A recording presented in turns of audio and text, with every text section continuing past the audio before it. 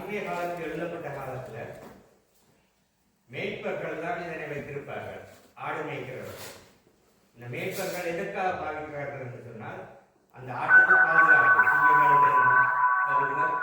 ஆட்டை பாதுகாப்புக்காக.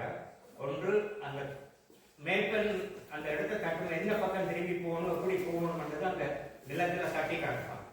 தட்டி காட்டும்போது ஆடுகள் அந்த திசைக்கு திரும்பி திரும்பி போகும். கூட்டமாக மந்தையாக போகும் பொழுது மேய்ப்பனுடைய வேலை அந்த கொட்டனை வச்சு போகிற வழியை, பாதையை காட்டுறது. சரியான பாதையை எப்படி போகணும்னு காட்டுறதுக்காக அந்த கோலை பாதுகாக்கிறாங்க. இன்னொன்று, மற்ற சிங்கங்கள், நரிகள் அதற்கு இருந்து பாதுகாக்கிறதுக்காக. அதாவது கோலன்றது ஒரு பாதுகாப்பு. பெண்களுக்கும் சிலம்பம் எல்லாம் பாவிக்கிறது இந்த கோலை தான் பாவிக்கிறோம். பாதுகாப்புக்காக பயன்படுது. அடுத்தது, மலையேறுபவர்கள் கொட்டன் கட்டாயம் வைத்திருப்பார்கள். அது பாதுகாப்புக்காக.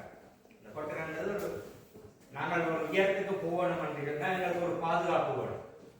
நாங்கள் நல்ல இடத்துக்கு போகணும்னா எங்களை சுற்றி ஒரு நல்ல பாதுகாப்பு போகணும்னா எங்களுக்கு ஒரு கோல் வேணும். பாதுகாப்பு கட்டாயம் தேவை. அது அந்த கோல். அதே மாதிரி இந்த கோல் கூடாரம் செய்வதற்கு பயன்படுத்தப்படுவது. இன்றைக்கு நாங்கள் சிமெண்ட் கட்டடத்தில் இருக்கோம். அது ஒரு விஷயம். அன்றைய காலத்தில் ஹோட்டலில் இதெல்லாம் செய்வாங்க. கோலை வைத்துதான் கூடாரம்.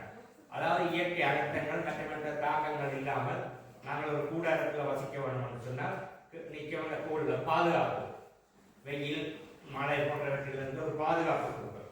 அதாவது இந்த கோல் என்று சொல்லப்படுது. இங்கே வேதத்தில் சொல்லப்படுற இந்த கோல் என்பது எங்களுடைய வாழ்க்கைக்கு, எங்களுடைய தேவைகளுக்காக ஆண்டவர்கிட்ட இருந்து ஆண்டவர் எங்களுக்கு ஒரு கோலாக இருக்கிறார். பாதுகாப்பாக எங்களை சுற்றி ஒரு பெரிய ஒரு பாதுகாப்பாக இருக்கிறார். அதனை தான் நீங்கள் குறிப்பிடுறது கோல் என்று சொல்லி.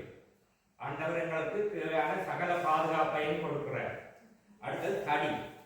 கோலும் தடி. தடி என்பது மெல்லிய நீளமாக இருக்கும் பிரம்பு.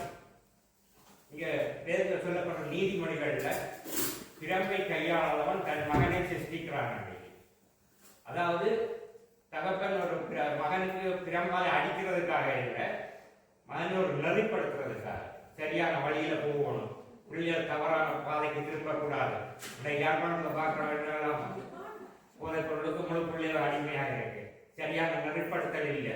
சின்ன வயதுல இருந்தே அவங்களை ஒரு நெறிப்படுத்தணும். அந்த பிரம்பை நெருக்கிறது காட்டி நெறிப்படுத்துறதுக்காக பயன்படுது. அதாவது ஒழுக்கத்தை காட்டுறது, ஒழுக்கத்தை காட்டுறது. அடுத்தது, ஆசிரியர்கிட்ட இருக்கும் பிரம்பு. ஆசிரியர் ஒரு போதனையை செய்யப்படுவார், அறிவை போடுறவர். அவருடைய கையில் பிரம்பு அவர் அடிக்கிறதுக்கு இல்லை, சுட்டி காட்டுறது.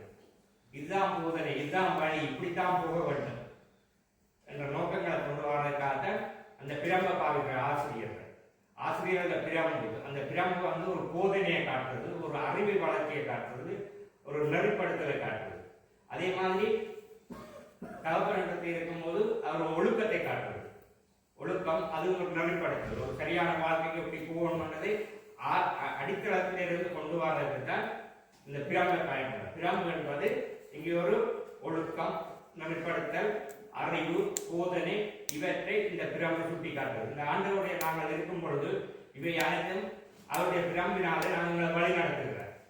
ஆகவே இந்த கோலும் தடியும் என்பது, கோல் என்பது பாதுகாப்பையும், தடி என்பது அந்த எங்களுடைய நெறிப்படுத்தி எங்களுக்கு ஒரு போதனையை வழிநடத்தி செல்வதற்காக அமைகிறது. ஆகவே இந்த வசனமானது உமது கோலும் தடியும் என்னை கேட்டுகிறது என்பது நாங்கள் ஒவ்வொருவரும் ஆண்டவர் சொல்லப்படுகிற ஒவ்வொரு வசனத்தையும் நான் கேட்கும் பொழுது இதனை புரிந்து கொண்டு அதை கேட்டபடி நடக்க வேண்டும் என்று கேட்கிறோம். நன்றி.